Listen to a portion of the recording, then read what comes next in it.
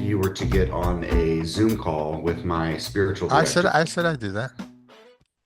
But one thing I do want to warn you of, which might freak you out, is, he's done this before. It's He's cured many people of migraines. Well, not him. It's the power of God working through him. He's just the vessel. But the way that he phrases it might freak you out a little bit. So I just wanted to prepare What's the you, phrasing? in the name of Jesus Christ, I command you, headache be gone. In the name of Jesus Christ, et cetera, et cetera. And he goes down the entire list of everything that could be wrong with the brain, commanding in God's name and God's power to release this from you. And then the only prerequisite for this, well, there's a couple. One, be humble and open. When he says that, don't think, oh, this isn't going to work. Okay, that's 100% a blockade, right? You have to be a child. Even if you have to play pretend for a few minutes, go all in with the play pretend, believing that this will work.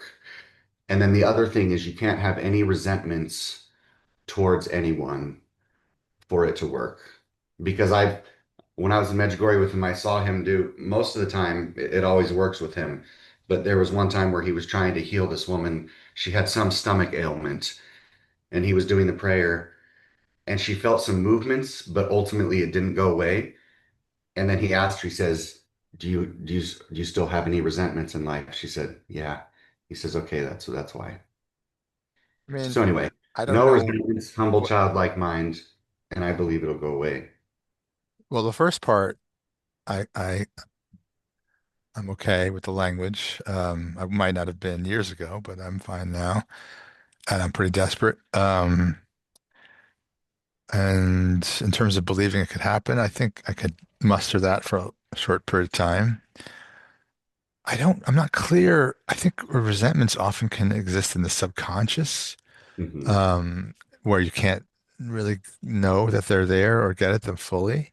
Um, we've talked about this before, and I feel like, you know, I could easily go into resentments towards my ex-wife.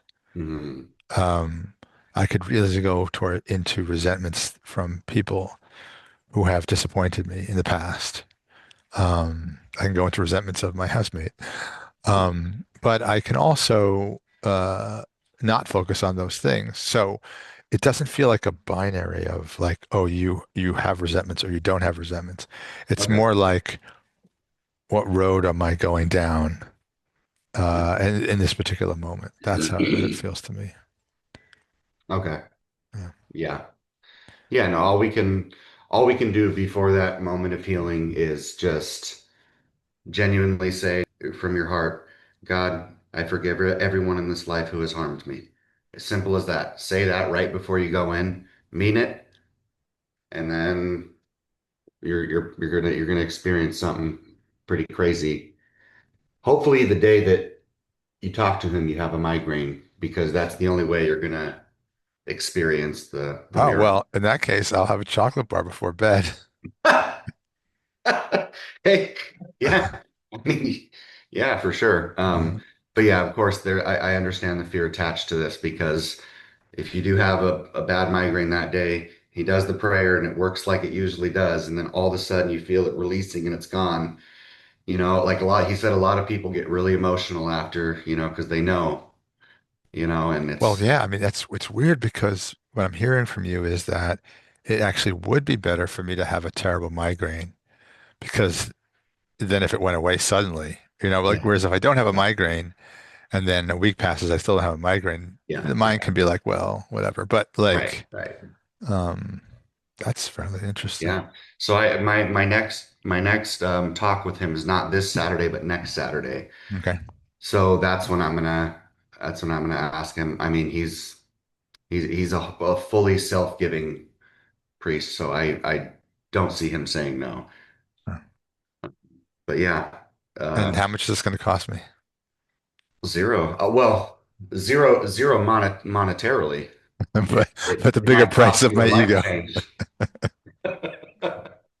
It's so funny because in our society there's like no such thing as a free lunch, like there's you want to get something, especially Hmm. something miraculous, you usually have to make a huge sacrifice. But the sacrifice you're talking about is one that I feel like I'm willing to make because it's not like things are so great.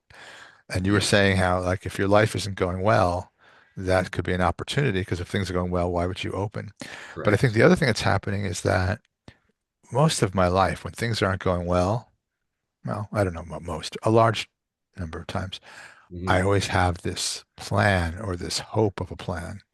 There'll be like a 24-hour, 48-hour period where there's no hope and it's just like terrible. But then suddenly there'll be an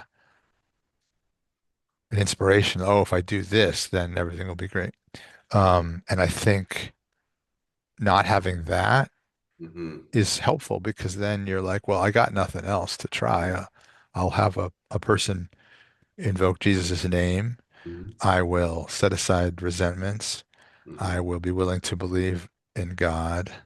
Um, Yeah. and I'll be willing to consider that if there is a God, the fact that I'm not feeling love is not like a blame God or blame me thing, right? Because Hmm. I think that's another thing that happens is we say, well, it's my fault, or it's God that is not doing something for some reason.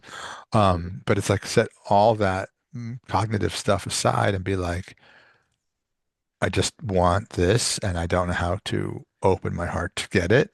Yeah. So I'm going to ask for help and I'm going to pray that if a migraine did suddenly vanish, that would be enough for me to believe. And I think the other thing is that I've been looking at this in very grandiose terms, which is understandable given God is presumably grandiose Hmm. and the numbers and the odds and um, all that stuff. But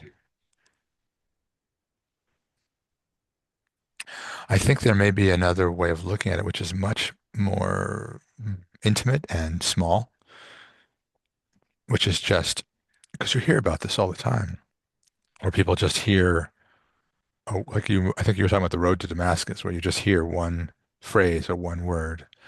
Or I know a person who was an alcoholic and just heard walk away from, it's just for you to walk away from. Like this, so Right. they're like, Right. and then that's that one sentence or that one word, if you don't know who it came from, is enough to start you off. And so that's not like a one in quadrillion number appearing.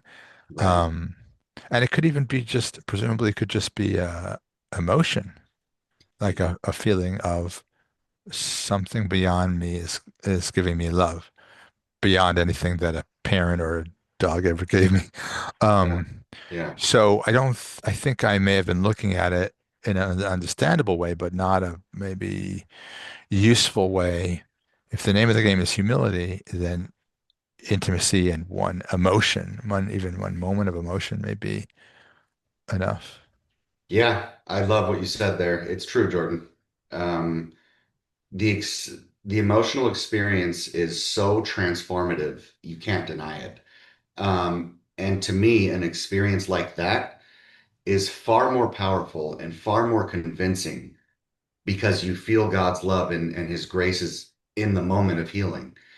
It's far more powerful and convincing than it would be um, to see some 22-digit number, which perhaps in your intellectual mind, it would just cause chaos. And you'd be thinking, oh, well, that's crazy, but I don't know. Or, Yeah, it's like this eliminates all of the possibility for intellectual interference right, because right.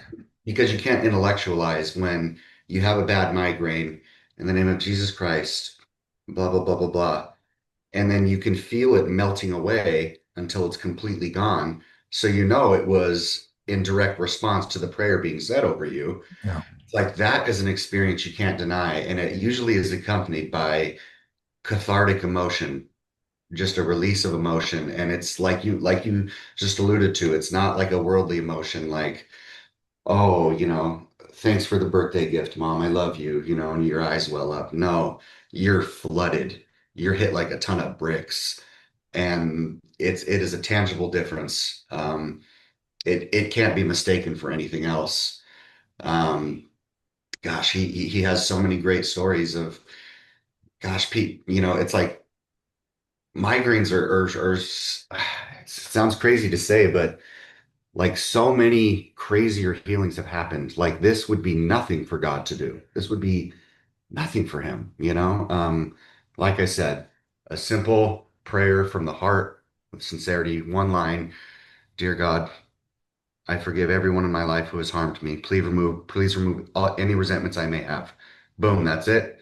Now, now at this point, try and be completely blank. Don't think, oh, is this going to work? Is it not going to work? Is Jesus God? Is he real? No, no thoughts, none of that. That's an interference. Just believe and you're gonna feel it go away. And then I mean at that point, yeah, at that point, you know, you'll have the choice, but I think the experience will be powerful enough that it would at least spark some sort of life change that, you know, like something that, you know, you wouldn't have considered before, but all of a sudden your heart is very drawn to it. You know, it could be this Bible group in Medellin. Um, but at that point, what's cool is, okay, there's your proof. My migraine just went away on the spot from this prayer. Well, now you can enter into a relationship and now you can start asking him for whatever you want. And then so at that point, what I would do is just, God, please give me a sign of what you want me to do in my life. You know, or you can get specific. God, if you want me to go to Colombia, please give me a sign and I will do it. Or if you know, if you want me to do something other than Colombia, give me a sign, please, you know. And then, you know, once the relationship is established, you know, you can go to him any time of the day, as much as you want, and you're going to get responses, you know. And after you ask for the signs, just be acutely aware of everything. You know, it could be a phone call with someone, it could be an email, it could be a text message, could be something you see on a walk, but God talks to us in all of these different ways. He uses other people, he uses objects, he uses everything. And frankly, you were talking about changing my life. I was thinking, well, gosh, if I knew there was God and I was communing with God, then my Mhm. current situation would be fine because it wouldn't Yeah, matter. Like whether I live in this creepy old house with strange roommates, or yeah. I live in a overpriced place, right? Or I live in a studio without a dog. Like all of that doesn't really matter if I was talking to God, right? Hmm. It wouldn't matter. 100%. So, 100%. yeah. That's a fact. Yeah.